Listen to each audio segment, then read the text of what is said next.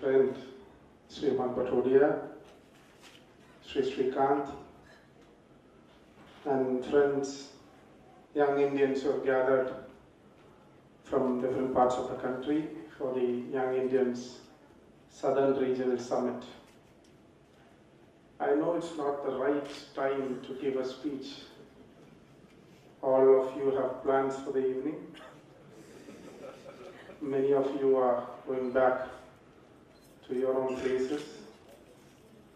And of course, some of you would be definitely enjoying the backwaters. And I'm inviting you to my constituency to be a part of, as also the tourists to Kochi. I'm very honored and privileged to be a part of this summit, and as Mr. Umang mentioned, I'm also proud to be an honorary member of the Young India. I was quite confused when my friend Mr. Pramod came home a few days back and invited me for this session, because I just went through the list of speakers you have been listening to the last 2 days. And when I came an hour before, I just did a small homework of what happened today. And interestingly, I found out that many tycoons spoke before you.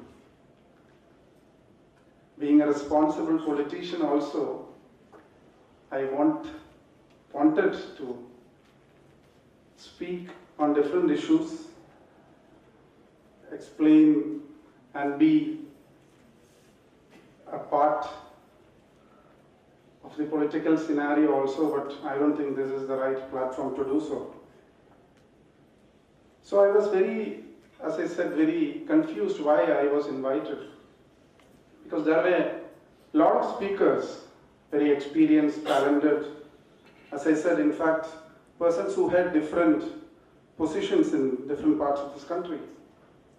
But I think we are the most unfortunate lot, the politicians, because we have to speak about the Indian Premier League sometimes, and sometimes about the nuclear deal in the television channels at 9 p.m.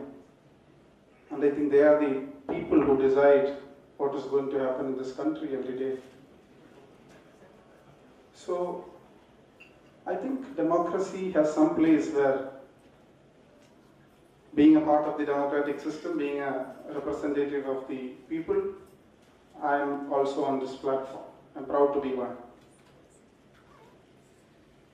I don't know where I'm going to start because I had a different idea in my mind before coming to this platform, but when I went through the last session, I heard dynamic youngsters speaking on different issues. I think my entire concept, maybe as you said, because of being a politician, have changed. But there are certain facts while criticizing, while being a part, while taking part in discussions, we should understand. I am young and I too have a dream, said Rajiv Gandhi, the late Honorable Prime Minister of India. Actually, by whose effort, with Sam Petroda, I think all of which gave rise to the telecom revolution in India. I think that's the reason we all are using mobile phones right now. And when we talk about the percentage of people, about the commissions having 65% of people in this country earn less than 20 days a rupee, 20 days less than 20 rupees a day. We should understand how many mobile phones does we carry. The people of India have the different brands of mobiles which see India as a huge market. We should understand that statistics too.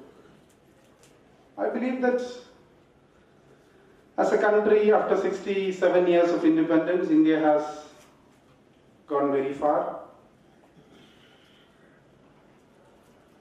Many laws which have come into existence, you know, the Right to Information Act, when we speak about corruption. The topic we are speaking today is on We Build India on Good Governance. And I don't think any governance is going to happen unless we be a part of it. Participative governance is one of the most vibrant concepts we can introduce. And I think that the Right to Information Act, which is one of the most biggest revolution happened in the history of India, is the most biggest tool which we can use against corruption. The corruption widely discussed, the 2G scam we are discussing, I think was brought out by a journalist, of course a Malayali journalist, was, I think, on the basis of RTI. And I think it has a huge role for the common man, right from a panchayat office, from a village office, except the defense. I think everything comes under the Right to Information Act. So I think it's a very powerful tool which can be very widely used for a transparent kind of government or governance. We are a country which passed the Right to Education Act, where free and compulsory education up to the age of 14 should happen in India. It's a right. It's not the government giving us free education. It's a right of every child in this country to get free and compulsory education. That is one of the biggest laws in the whole world, I can say, Right to Education Act. But unfortunately, we can say that Kerala as a state, in the sector of general education, we have come a long way. The matriculation examination called the SSLC examination is considered as one of the biggest examinations in the entire Asia sector. But when we look at the higher education sector, or when we see when Kerala goes into a public platform, a law entrance, a competitive examination, I don't think Kerala is able to perform the very right way it has to. So the qualitative education sector is being widely discussed in the state. So we are a state of 100% literacy. We are a state of, said to be the state of 100% illiterate state. And so the right to education doesn't have a major role to play in Kerala. But I don't think, even though this law has been implemented, if you see North India, I was fortunate enough to travel across this country, being the president of the National Students Union of India. In the Naxal areas, in the tribal areas, in the northeastern sector of this country.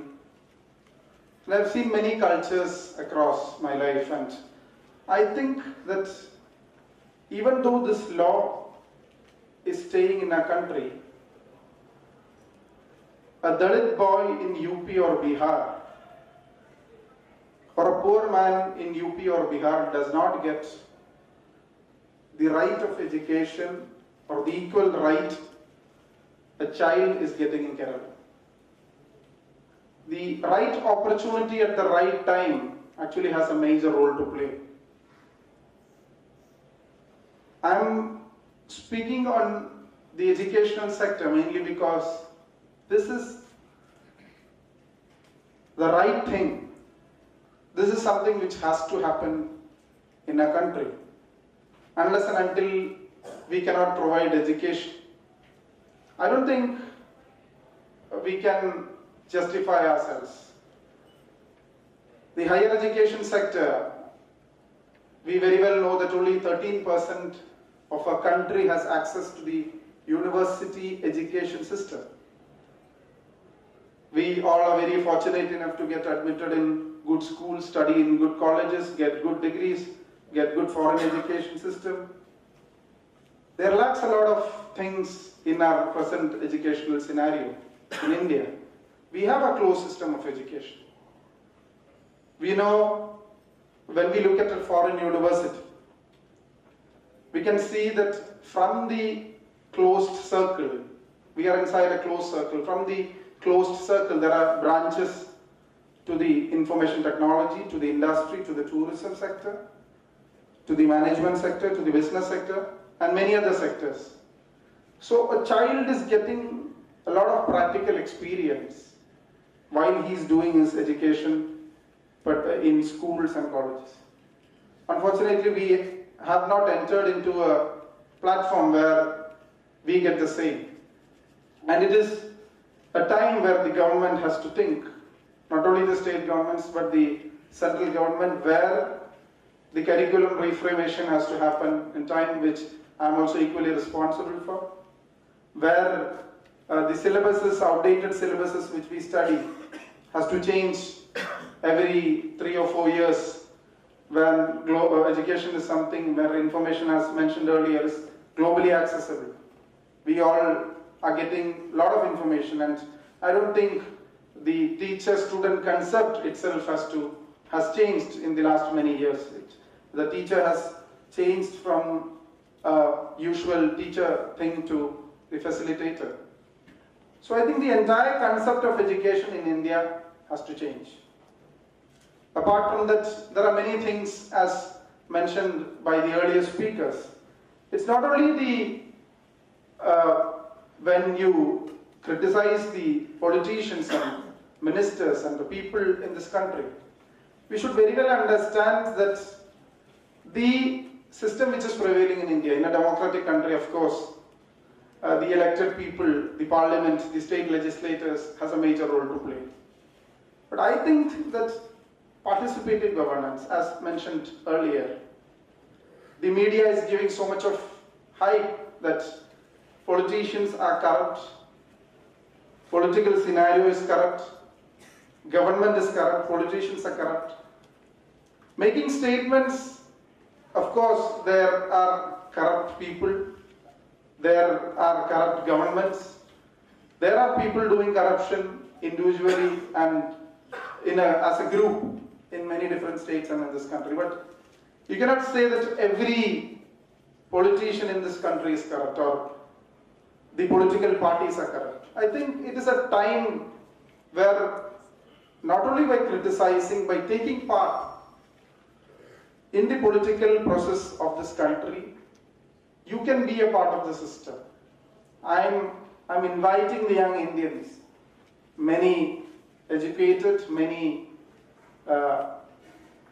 talented youngsters of this country, to be a part of the political process. I'm not joking, it's a very serious invitation from my side. I'm not telling that you should join the XYZ party, but whichever ideology you choose, I think the youngsters can make some sort of change in this country. I was elected by a margin of 32,481, where 98,000 vote was polled. I got elected irrespective of the political ideology I inclined to.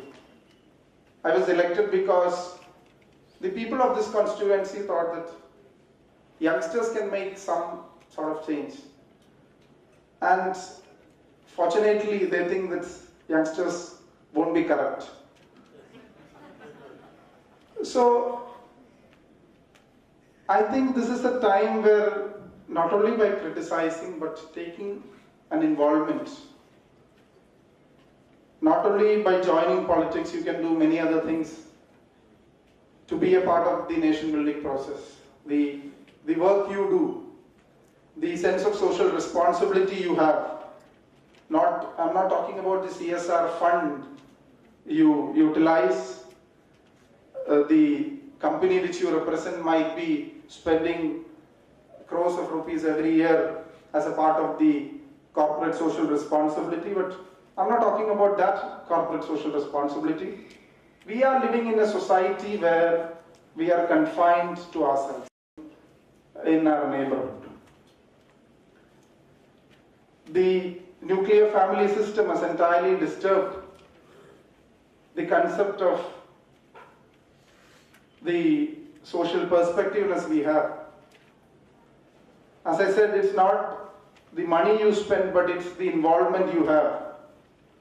Whatever work you do, whichever profession you belong to, if you're a good doctor, if you're a good engineer, if you're a good businessman, you can be a part of the nation building process. As many of the speakers earlier mentioned, you can stop corruption in some way or the other. And it is our involvement, it is the percentage of our involvement which makes a massive difference in the governance and in the local systems we represent. And I strongly believe that an organization like Young Indians can do a lot of things. I went through many of your programs. I was very happy to see that even though you represent different communities from different parts of the state, different business gatherings, you guys can represent in some way or the other, or do something for the society, which we take a lot from the society, and in some way or the other we have to pay back to the society in some way or the other. And I believe that to some extent you're able to do that, and I hope that you can very well do that in future also. 65% of our country's population is below 40. It's told that 51% of our country's population is below 35. And I believe that youngsters can do a lot. When we say about the population of India and China, we very well say that China is far ahead as a developing country, as a developed country. But there are major differences between India and China. The one-child policy of China has massively turned down their youth, human resources, young human minds. And I think that, and speaking about China, there's a major difference between India and China. If China wants to build a dam and they want to evacuate 1 lakh people, they'll do it in a week's time. But I don't think you can do it in India. Sometimes it's the power of democracy. Some people might say that it is the weakness of the democracy, but that's a fact that we are fortunate enough to be a part of the democratical system which prevails in our country. And we have India as a growing nation. I'm not talking about the dollar and rupee issues because I'm not a subject expert. I cannot speak on all the subjects. But we have been hearing a lot about the GDP and issues like that. And I asked a question. We had a discussion last month in Delhi. And I spoke to Mr. P. Chidambaram, the Honorable Finance Minister of our country. I asked a question, why is the GDP rate? We are criticizing the NDA government for the fall of GDP rate, and we have fallen to 5. So he clearly mentioned that GDP rate is not the only standard which decides the growth of a nation. We, as a country, take along all the communities of a country, the backward people, the tribal people, all the sections of people, the poor people, all are taken along. The NREGA program, the National Rural Guarantee Employment Bill, ensures you 100 days of labor, gives you money for that. Many welfare schemes like the Food Security Bill, which is going to be passed in the Parliament, etc., gives you so much of subsidy for the food. And all the welfare schemes, of course, and taking along all the communities in this country, the inclusive growth factor will definitely sometimes in the GDP rate let you fall down. But I don't think that is the only statistics to decide the growth of a country, considering the other countries of the world. I am just diverting my speech. And when I started my speech, I told that this is not the right time for a speech. And you people, especially people from the other states, will definitely think that he is a usual routine politician who grabs the mic and never leaves the mic back. So I don't want to be one. And during my college days, we used to clap hands to stop the speech of the speaker. So I don't want clapping hands here. I am very happy to be a part of the summit. As I said, once again, thank the young Indians for making me an honorary member of the young Indians. And I am very fortunate enough to be a part of this gathering. I am proud to speak to you, and I think that this is a great beginning. We have a long way to go, and as I said, youngsters can do a lot of things in this country, bring a massive change in this country. And I, being a responsible public worker, a people's representative, would definitely be a part of all your good endeavors and would definitely keep up the spirits of this country. Thank you once again, and Jai Hind.